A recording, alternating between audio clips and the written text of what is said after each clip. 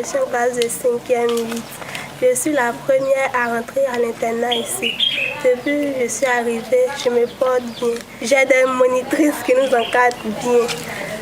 Nous avons aussi la cuisinière qui prépare très bien. Elle fait les mets les plus délicieux du monde.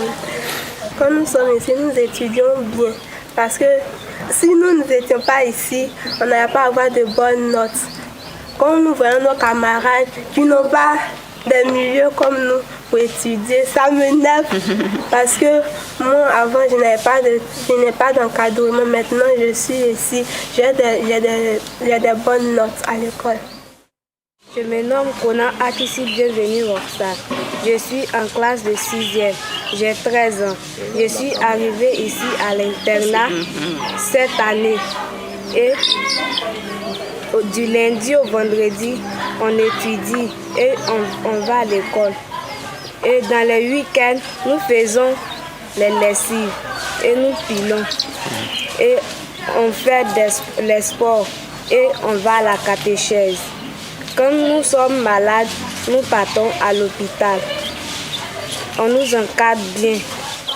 Nous avons des monitrices qui nous enseignent. On mange 3 fois par jour. Je me faisais des soucis. Ma fille était au CM2. Je me demandais comment j'allais faire pour que je puisse la loger. Et Dieu merci par le canal de mademoiselle Priska qui, depuis l'année passée, était à Bokana à l'internat. Elle m'a dit, mais tonton, il y a un internat ici, si tu envoies ta fille, ça va te faire du bien. Je suis venu me renseigner, Dieu merci. Vraiment, l'encadrement, je suis très heureux. Je suis très satisfait de cet internat. Je veux que ça continue, que ma fille puisse avoir des diplômes supérieurs. Eu égard à nos réalités ici à Bokanda, je trouve que la réalisation de ces projets est pertinente. Ici à Bokanda, il n'existe pas une telle infrastructure. Vous trouverez des jeunes gens, des jeunes collégiens, des jeunes lycéens, filles et garçons à la fois, qui partagent le même local. Et ce faisant, chaque année, nous dénombrons des grossesses non désirées. Et je pense que la réalisation donc, du foyer des jeunes filles vient à point nommé. Et en Côte d'Ivoire, avec la loi de 2016, l'école est obligatoire. Et tout le monde sait que quand une fille va à l'école et qu'elle réussit, c'est pratiquement toute la famille, toute sa famille qui a réussi. Les jeunes filles de Bokanda, elles sont confrontées à beaucoup de difficultés. Nous sommes dans une zone rurale. Et en tant que telle, ces filles-là, à la rentrée scolaire, elles sont accompagnées par leurs parents. Dans les premiers instants, elles sont scolarisées, reçues des fournitures. Après 2 mois, on assiste au moment de démission des parents. Ces filles-là, elles trouvent d'autres moyens pour pouvoir assurer le quotidien. Et nous savons comment ces filles-là se donnent vraiment à des jeunes garçons, à des orpailleurs. La conséquence, c'est que les filles en 6e, 5e, elles tombent enceintes. C'est-à-dire qu'en dépit, n'est-ce pas, des conseils, plusieurs jeunes filles qui abandonnent les études. Avant, il n'y avait pas de l'eau à Goli.